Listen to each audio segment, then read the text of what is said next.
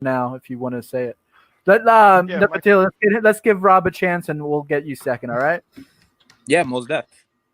yeah. My question was, what are some of the sources that you use? Because I think you said Mishnah Torah. You said the Torah. Is there anything else that we should read if we want to know what you're talking about and follow Right. along? And The building blocks of Orthodox Judaism are just the 5 books of Moses and the Mishnah. Now, Mishnah Torah is something else.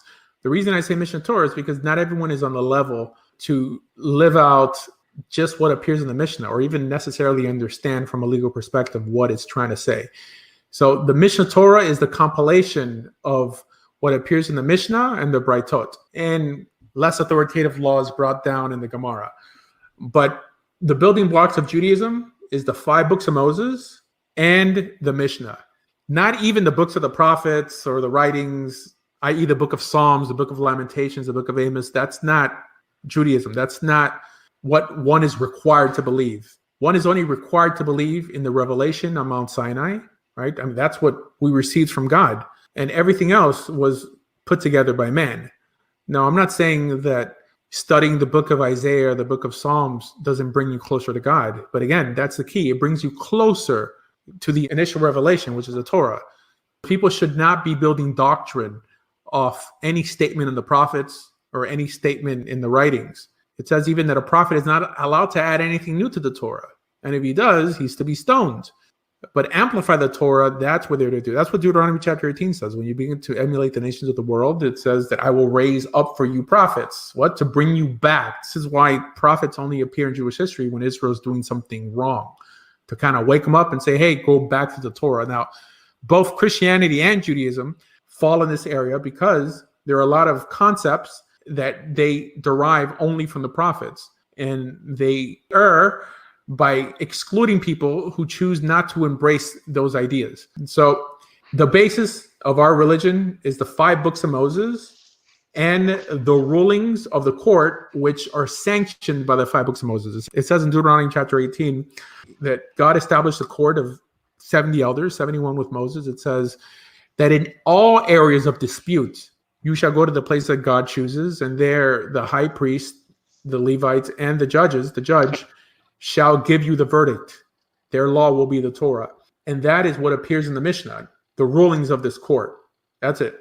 There's nothing really metaphysical about it. They can't institute anything metaphysical because they're a court. The way a court decides things is through vote.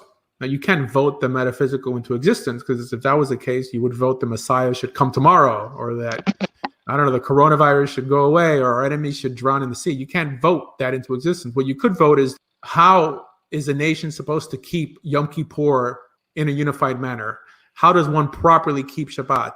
How do you keep any ceremonial law that has a punishment attached to it when the Torah is not clear about it? The elders step in. Like the Torah says, their rulings become Torah. I got a follow-up question because you mentioned that the prophet should only, the sacrifice should be done where God says, so the temple, right? With Elijah, he did a sacrifice on Mount Carmel after the temple already stood. So isn't that like he kind of changed the command in Torah? Yeah, that's a problem. So to respond how the Rambam responds, there's a law, and they use this as an example of this law, that prophets could change things temporarily. For example, we know that the Sabbath is not kept during times of war because there is a greater need to be filled. So in this case, with the prophets of Baal on Mount Carmel, Elijah put that commandment aside to show the grandeur of our God in front of these pagans. Again, this is just the Rambam's interpretation. Saying that sacrifices can't be offered outside of the temple is not something the rabbi said, but this is what the Torah says. He says, don't go outside the walls to build bamot, altars to other gods to sacrifice to them. That the sacrifices have to be offered in the place that God chooses. At that time, with Shiloh, Gilboa, there's different places till it ultimately landed in Jerusalem. But I'm not going to tell you that that's a definitive explanation, but this is what the Rambam said regarding that. This isn't a perfect system, right? But I really try to be honest, and I really have this weird attraction to truth. that I'm not going to tell you something it's clear cut and the case is closed when it's not. And only because some rabbi gives an opinion on it. It's true. It's true. Elijah offered a sacrifice outside of the temple when the Torah said not to do it. Now, these books were never sanctioned to be written by God. None of these books. God said to listen to the prophets. God never said to write down stories of the prophets and use them every year as an almanac to describe the world coming to an end. That's nowhere in Torah.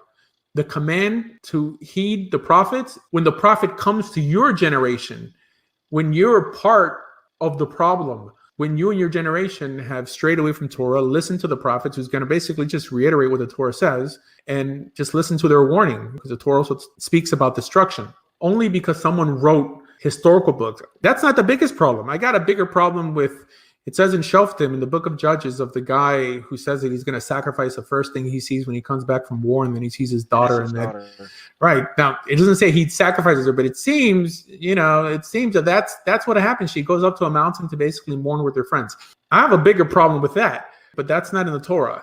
That means we have enough to justify in the Torah to now have to justify what appears in the books of the writings. Now, I'm not saying these books aren't sanctioned by the judges, because they are. They're sanctioned as books that are there to elevate you and bring you closer to Torah, but they're not Torah. The Torah is the Torah.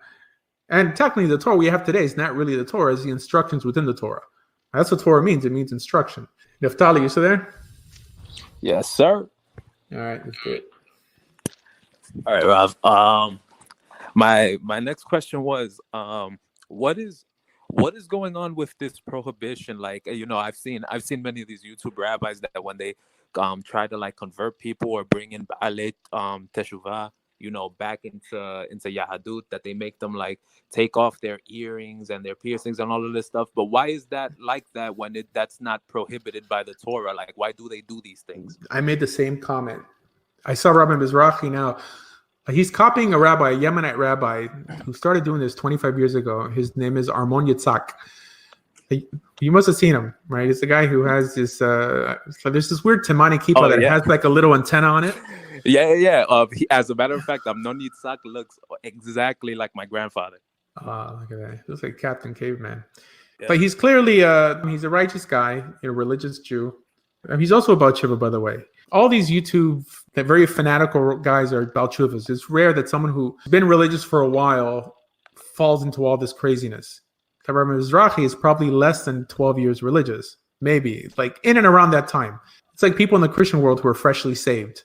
I mean, I've been doing videos before all these guys. I've been making videos since 2006 on YouTube. Amon Yitzhak was there way before me, maybe like 10 years before. But anyways, he started this trend that on video, he would put guys on stage and cut off their ponytails and put on like a talit katan on them, right? And then like he would have little doilies or little like hair coverings for women there and skirts for girls to wear as a sign of their teshuvah, which is it looks nice, okay? It looks nice, but when it comes to taking off an earring and cutting off a ponytail, you have to acknowledge that you're just buying into the social norms of people who are over 50 in the Jewish world. It has nothing to do with God. Clearly, your rabbi doesn't trust that because your rabbi wears a long coat and a black hat. But that doesn't mean that there's a command in Torah not to have long hair, because there isn't. There's actually a group, Habani Jews, who I believe also have long hair. The notion of a talit katan is a new invention. It was actually invented by the Arizal.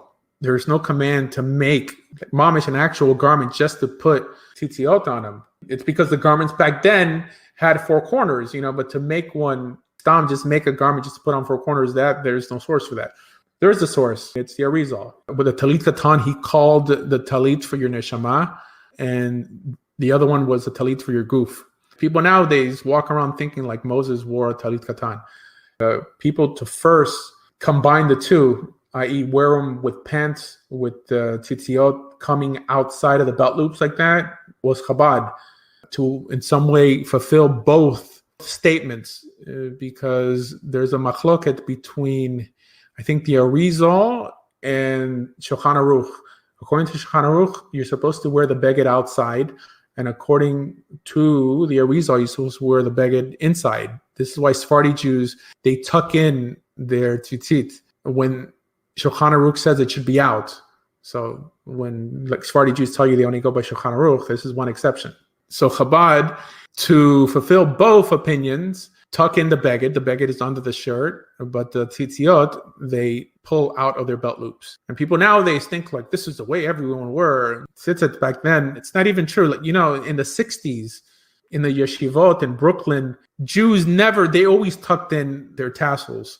They never wore black hats. They were always clean shaven. Here nowadays, guys in yeshiva have long beards and big bekishas and reckles and stuff like it. This is all new. This almost justifies Yeridat HaDorot to a certain extent, but it seems that people are wackier nowadays than they were back then. It's true that from a rationalistic perspective, our sages in the Talmud were a lot more rational than Jews today. But I don't think that works as a rule, but just that we just have bad teachers.